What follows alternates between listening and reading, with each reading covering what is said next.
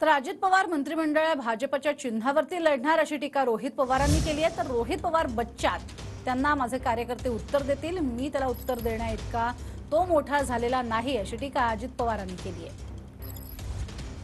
एक तर शिंदे गटाला 13 सीट दिल्यात, त्यातले 8 खासदार जे आज खासदार आहेत ते म्हणतात बाबांनो मला शिंदे गटावर नाहीतर त्यांच्या चिन्हावर लढायचं नाही, मला भाजपच्या चिन्हावर लढायचं आहे।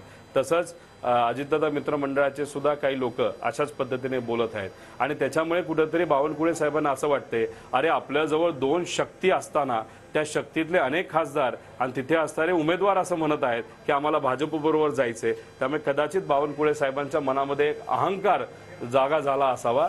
तो अहंकार त्यांच्यापुरता त्यांनी ठेवावा, महाविकास आघाडीबद्दल त्यांनी बोलू नये। बच्चा आहे, बच्चाच्या बद्दल जास्त बोलायचं नसतं, त्याच्या प्रश्नाला मी उत्तरं द्यावी एवढा काही तो मोठा झालेला नाही। माझे कार्यकर्ते प्रवक्ते